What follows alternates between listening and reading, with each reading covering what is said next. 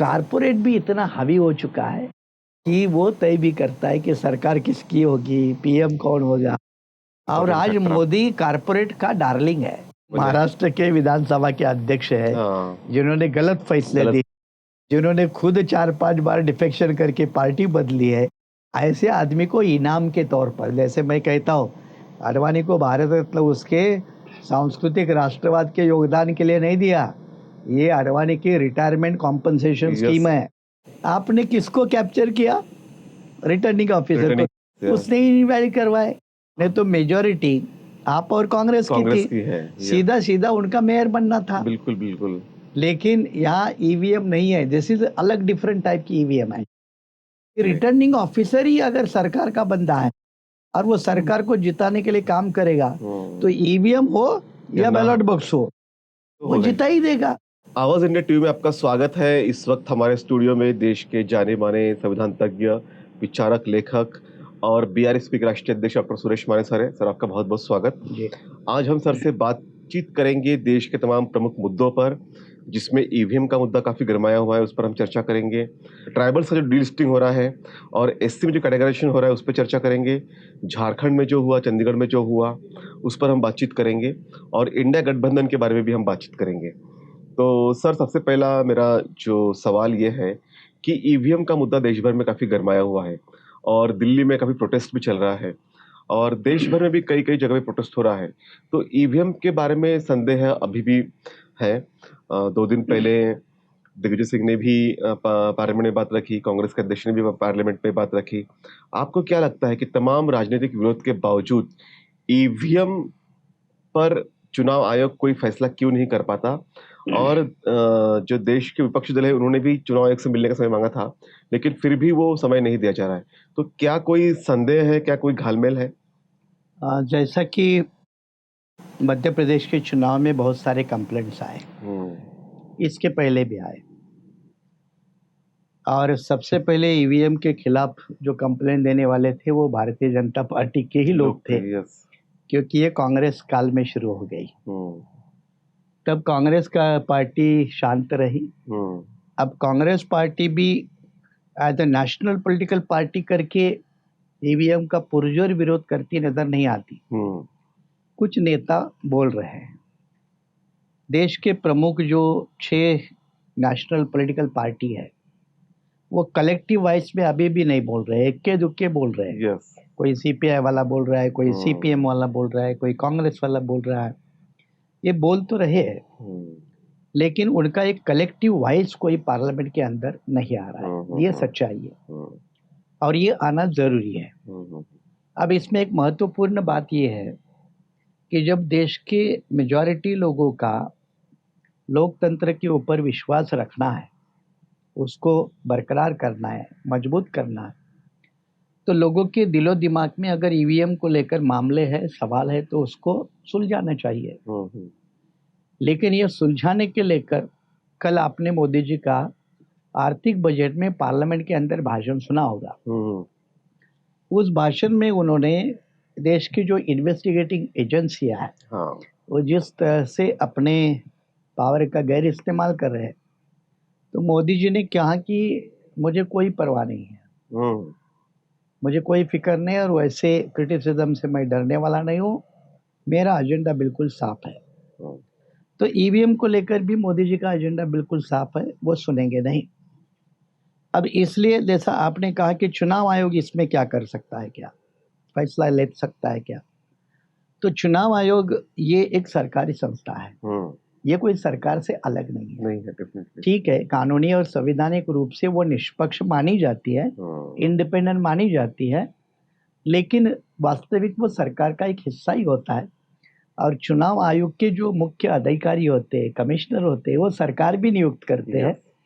और बीच में आपको पता भी हुआ कि सुप्रीम कोर्ट ने एक फैसले में जजमेंट देते वक्त चीफ जस्टिस ने कहा कि ये कमिश्नर के नियुक्ति में चीफ जस्टिस भी होना चाहिए। बिल्कुल, एक न्यूट्रल पैनल बनना चाहिए। न्यूट्रल पैनल होना चाहिए। अब उसको मोदी गवर्नमेंट ने खारिज किया। चीफ जस्टिस को वहां से निकाला और एक सरकार का ही एक जूनियर मंत्री उसमें रहेगा। नेचुरली सरकार ही तय करती है कि वो कमिश्नर कौन रहेगा। सही बात है। तो मोदी जी का वो रवैया साफ है। अब इस हालत में जब चुनाव आयोग और मोदी जी, उनका दोनों का रवैया साफ है और चुनाव आयोग अपने शर्तों पर आह्वान करता है कि इसमें कोई पॉसिबिलिटी नहीं है, एक्सप्लेनेशन देता है। कल भी एक्सप्लेनेशन चुनाव आयोग ने दिया है। अब ऐसे हालत में ईवीएम का रास्ता क्या है? रास्ता ये है कि ईवीएम जो जनप्रतिनिधि कानून 1951 है, उसमें संशोधन हुआ था जब ईवीएम लाई थी। राइट। और संशोधन करके बैलेट पेपर की जगह EVM, voting by EVM machine, ये प्रोविजन डाली गई। और इसलिए चुनाव आयोग भी या सुप्रीम कोर्ट के सामने भी आप मोर्चे बिर्चे लेके जाते हैं कुछ साथी लोग अपने, लेकिन सुप्रीम कोर्ट इसमें दखल अंदाजी नहीं देगा क्योंकि ये मामला पार्लियामेंट के अंदर वाला है, गवर्नमेंट के अंदर वाला है। राइट। और इसलिए पीपल्स रिप्रेजेंटेशन एक्ट कानून में अगर बदलाव नहीं होता है तब तक ईवीएम को हटाना बड़ा मुश्किल है। इसलिए वो बदलाव लाने वाले जितने जल्दी, जितने ज़्यादा सांसद लोकसभा में रहेंगे, पार्लियामेंट में रहेंगे, तब इसका फैसला हो सकता है। लेकिन लोगों का विश्वास कम हो रहा है। इसके नुकसान दो है। एक नुकसान क्या है कि मोदी का वोटर तो वोट करेगा, लेकिन जो नॉन मोदी वोटर है वो वोट नहीं करेगा। वो सोचेगा कि मैं नॉन मोदी वोटर हूँ, नॉन बीजेपी वोटर हूँ, लेकिन फिर भी मैं वोट देने को जाता है तो मेरा वोट किसको जा रहा है? बीजेपी को जा रहा है। तो वो वोट डालना नहीं जाएगा, नंबर एक, या फिर वो नोटा को वोट डालेगा। इससे विपक्ष का ही मतदान कम हो सकता है। इस बात को भी ध्यान में रखना चाहिए। तो ये भी एक हिडन एजेंडा हम लोगों ने ध्यान में रखकर ईवीएम हटाओ आंदोलन को चलाने की जरूरत है। बिल्कुल, लेकिन एक बात ये भी है कि तमाम दुनिया के जो ऐसे देश है वहाँ पे ईवीएम टेम्परिंग के लेकर वहाँ पे पाबंदियां लगाई गई, ईवीएम मशीन बंद की गई और वो 0% एरर चाहते हैं। भारत में कहा जाता है कि 2% एरर की संभावना है। और जो ईवीएम बनाने वाली जो कंपनी है भारत इलेक्ट्रिकल्स, वहाँ पे आरएसएस के कुछ लोग भी हैं। इस तरह के आरोप भी संसद में लगे। तो आपको क्या लगता है कि ये टेम्परिंग से ही चुनाव जीतते हैं या चुनाव जीतने के अलग अलग तरीके भी हैं? देखो, इसमें से एक पहला मामला अपने ही आपके वक्तव्य में आया कि बीएचएल में आरएसएस के लोग हैं। तो मेरा सवाल है कि आज आरएसएस के लोग कहाँ नहीं है? जुडिशरी में नहीं है, संसद में नहीं है, मीडिया में नहीं है, ब्यूरोक्रेसी में नहीं है। कौन सा अंग छूटा है? मंदिर से लेके पार्लियामेंट तक सभी जगह। तो एक बात वो साफ हो गई। दूसरी बात, टेम्परिंग पॉसिबिलिटी, मशीन है, टेम्पर होगी। मशीन है, मैनमेड मशीन है, कहते कि स्टैंड अलोन है, जो भी है मैनमेड मशीन ही है आखिर। और मैनमेड मशीन को टेम्पर करना आसान भी है, लेकिन टेम्परिंग होती है ये हम मानकर भी चले तो 100% कोई टेम्परिंग नहीं करेगा। उसमें जो मार्जिनल जो विनिंग या लूजिंग के वोट होते हैं उतनी ट्रांसफर हो सकती है और उतना ही करेंगे। नहीं तो फिर अभी तेलंगाना में कांग्रेस की सरकार नहीं आनी चाहिए अगर ये क्राइटेरिया लगा। क्योंकि बीजेपी काफी मजबूती से लड़ी थी, प्रधानमंत्री ने काफी समय दिया था। तो जो कांग्रेस पार्टी को जो सफलता मिली, क्योंकि मैं पहले 2 दिन पहले तेलंगाना में था, तो वहां जो सफलता मिली उतनी सफलता नहीं मिलती ना, नहीं मिलती। कर्नाटक में भी कांग्रेस, कर्नाटक में भी। अब कर्नाटक के जीतने के जो मायने हैं ना बहुत अलग अलग है और इसके डीप में अपने लोग जाते हैं। मैं आपको उदाहरण के तौर पे बता दूं कि वहां टीपू सुल्तान को आगे करके बीजेपी आरएसएस का जातीय दंगली का एक बड़ा दौर चलाने का प्लान था बिल्कुल। लेकिन वहां के कई जो एनजीओ टाइप लोग हैं उन्होंने वो उसको फेल कर दिया। एग्जैक्टली। तो ये बातें ऊपर नहीं आ रही है। आपको मालूम होगा कि वो एक चेतन नाम का एक्टर है, चेतन अहिंसा। हाँ, तो उसने इवन टीपू सुल्तान के बारे में एक डॉक्यूमेंट्री बनाई और टीपू सुल्तान कैसे वो कालिंगा या लिंगायत के खिलाफ नहीं था ये लोगों तक पहुंचाया। उसमें लिंगायत धर्मगुरु की इंटरव्यू ली है। क्या बात है। तो ये जो डिटेल बातें है ना, किसी विक्ट्री या किसी डिफीट को माइन्यूटली जाकर हम अगर डायग्नोसिस नहीं करेंगे तो सुपरफ्लुअस परिणाम आते हैं। क्योंकि कर्नाटक में तो सिटिंग बीजेपी भी थी और बीजेपी की पावर बड़ी है, वहाँ बड़ी थी, कास्ट कॉम्बिनेशन बड़ा है, फिर भी वहां हारना पड़ा। तो टेम्परिंग का जो मामला है जहाँ मामूली 10-15% का होता है वहाँ चांसेस ज्यादा होते हैं। एक बार वही ना, जब मैं बीएसपी में था तो मुझे ही पूछा गया था एक चुनाव अधिकारी ने, यार आप बोलेंगे ईवीएम खराब है तो आप ही बताओ आपकी सरकार कैसी बनी वहाँ 2007 से 2012 बिल्कुल। उनके पास में राम टेम्पल के मुद्दे हैं, उनके पास में कई तरह आरएसएस के मशीनरीज है, उनके पास में अलग अलग प्रचारक है, धर्म प्रचारक है, बहुत सारे मुद्दे हैं।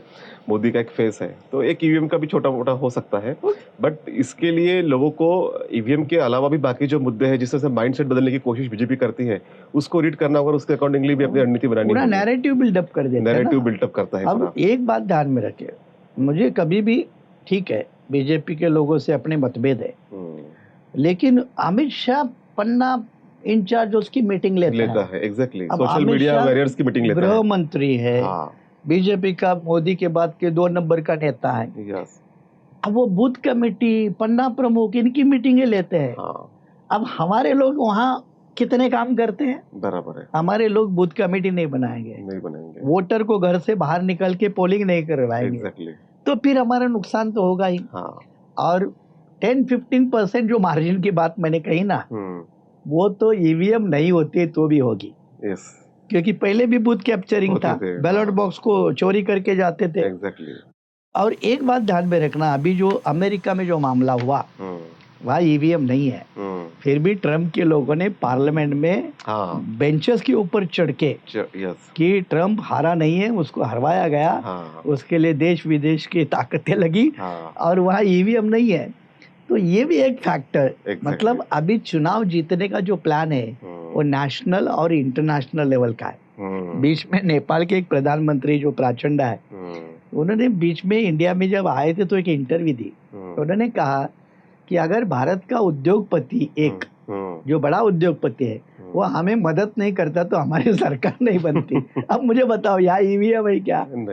ईवीएम का मामला ही नहीं। तो कारपोरेट भी इतना हावी हो चुका है कि वो तय भी करता है कि सरकार किसकी होगी, पीएम कौन होगा।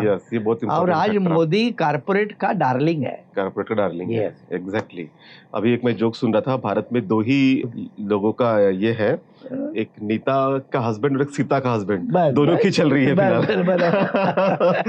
तो और जैसा ईवीएम के बारे में बात करते करते हमने देखा है कि चंडीगढ़ का इलेक्शन हमने देखा, वहां पे आप और कांग्रेस इकट्ठा आए थे और बीजेपी को ये लगा कि शायद अगर ये इनका मेयर बन गया तो देश भी एक मैसेज जाएगा, तो वहां के प्रेसाइडिंग ऑफिसर को मैनेज करके वो बीजेपी का ही सपोर्टर निकला, समर्थक निकला, और अपोजिशन के 8 वोट इनवैलिड कर देंगे, जबकि बीजेपी का एक भी नहीं किया गया, और सुप्रीम कोर्ट को उसके ऊपर टिप्पणी भी करनी पड़ी। उस पर आप क्या कहेंगे? देखो अच्छा है, अभी यहाँ ईवीएम नहीं है। संभाव्य से ये कोइंसिडेंस है कि अपना पहला विषय और दूसरा विषय बिल्कुल अपोजिट लेवल का है।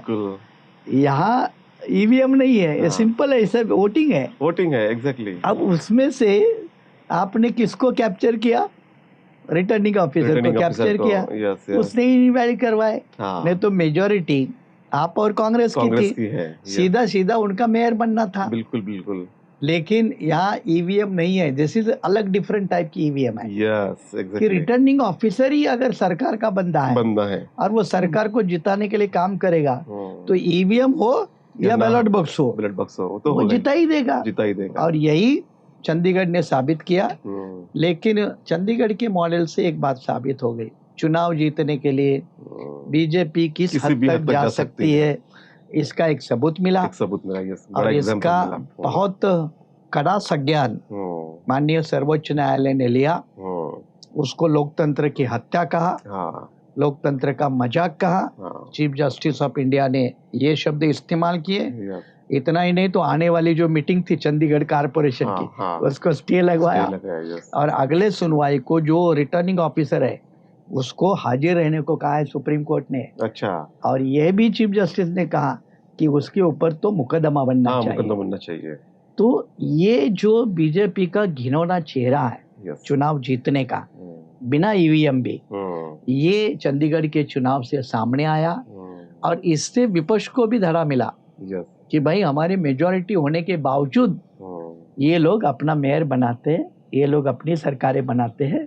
इस धड़े को भी विपक्ष के समझने की जरूरत है कि बीजेपी किस हद तक जा सकती है, ये एक हो गया। अब यहाँ रिटर्निंग ऑफिसर का उपयोग किया, जो दिल्ली में चल रहा है। दिल्ली में क्या चल रहा है वही तो चल रहा है। जो केजरीवाल है, इन्होंने क्या कहा कि हमारे 7 लोग हैं विधायकों को, उनके ऊपर 25-25 करोड़ के ऑफर है। आतिशी ने भी वही कहा। अब आतिशी के स्टेटमेंट के कारण उसकी अभी जांच होने लगी। अरविंद केजरीवाल की जांच हो रही है।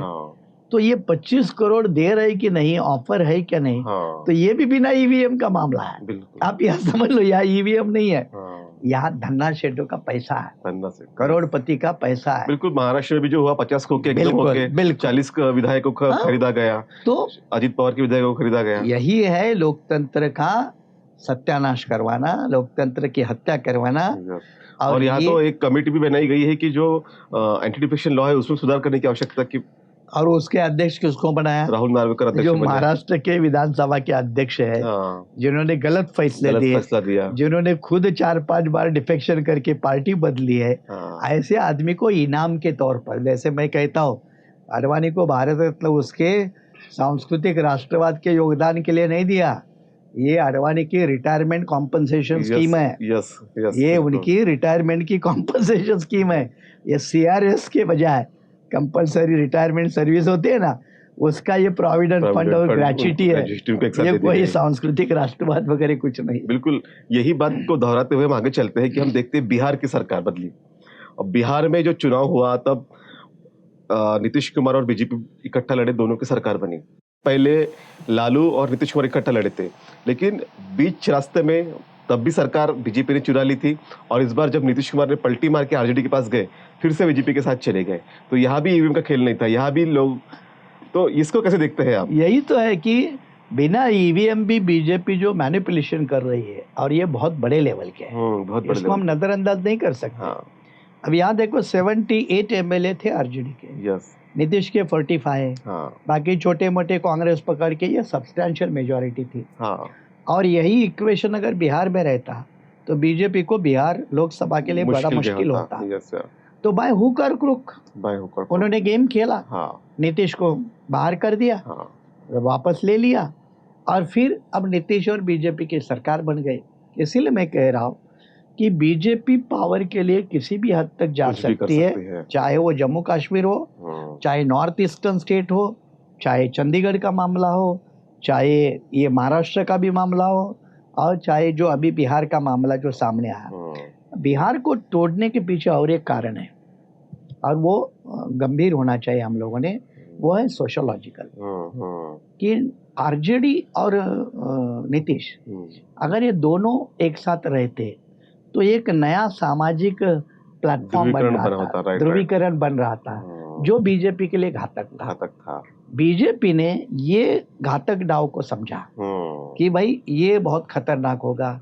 फिर ये सोशो इकोनॉमिक सर्वे, सेंसस, ये जो चल रहा था, इसको रोकने का एक ही डाव था कि नीतीश को तोड़ो, बड़ी लालच दे दो, जो भी है उनके बीच में, उनको दोनों को ही पता। अंडरस्टैंडिंग। तो ये बीजेपी ने करवाया। या महाराष्ट्र में भी देखो, ये अजित पवार के ऊपर खुद भोपाल में ये प्राइम मिनिस्टर ने आरोप लगाया कि 70,000 करोड़ के घोटाले में ये चाचा भतीजा है।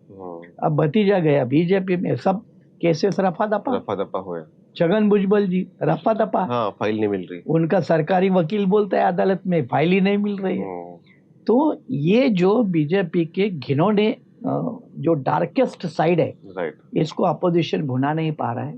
और हम ईवीएम के खिलाफ लड़े, लेकिन ये जो घिनौने षड्यंत्र है, इसको भी ज्यादा उजागर करने की जरूरत है।